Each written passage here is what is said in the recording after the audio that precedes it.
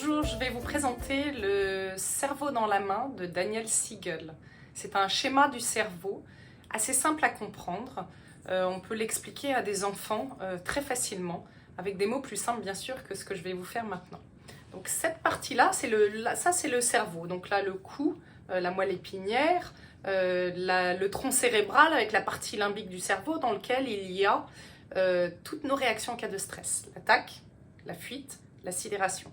Il y a aussi nos émotions et notre mémoire ancienne. Quand on rabat les doigts par-dessus, c'est le cortex. C'est ce qui nous permet d'appréhender le monde extérieur. On a les fonctions motrices, les 5 sens, et puis ici, l'organisation, la logique. Et dans cette partie-là, le cortex préfrontal, dans lequel il y a l'adaptabilité, la flexibilité, la capacité à faire des choix justes, notre capacité à réguler nos émotions, notre empathie, notre moralité. Quand on est énervé, quand on est provoqué, quand on est en colère, ce qui se passe dans notre cerveau, c'est ça. On est en prise directe avec nos émotions, notre mémoire ancienne et nos réactions en cas de stress, soit l'attaque, la fuite ou la sidération. Et on est déconnecté de notre empathie, de notre moralité, de notre flexibilité, de notre capacité à faire des choix justes. Donc l'idée à ce moment-là, ça va être de faire un temps de pause. Le temps de pause, c'est juste le temps qu'on se donne pour se recentrer, pour avoir accès à nouveau à toutes nos fonctions cérébrales, d'adaptabilité, de flexibilité, d'empathie, de moralité. Quand on est comme ça, c'est là qu'on va avoir des propos blessants, c'est là qu'on va avoir des actes violents. Donc l'idée, ça va être vraiment de faire un temps de pause pour pouvoir se recentrer et pouvoir avoir accès à toute notre intelligence à nouveau.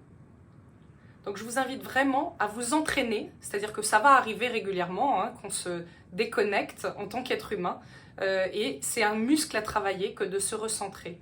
Parfois quand on se déconnecte, on ne va pas forcément être violent, ou en tout cas pas violent physiquement, on peut être violent en silence, un regard suffit pour être violent. Donc c'est vraiment d'avoir conscience quand ça nous arrive et d'essayer de faire ce temps de pause avant de résoudre le problème.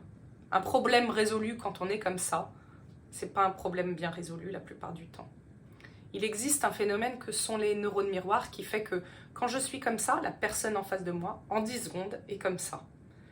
Donc l'idée, ça va être de s'en rendre compte. Et quand je vois quelqu'un qui est comme ça, j'essaye de rester centré et de ne pas tomber dans le phénomène des neurones miroirs ou alors de m'en aller pour pouvoir moi-même me recentrer. Donc ces neurones miroirs sont assez forts et d'en avoir conscience, ça nous aide aussi. Les adolescents sont comme ça tout le temps. Donc plus susceptibles de se déconnecter plus rapidement, plus facilement, et forcément les adultes en face d'eux aussi. Donc c'était la présentation du cerveau dans la main de Daniel Siegel.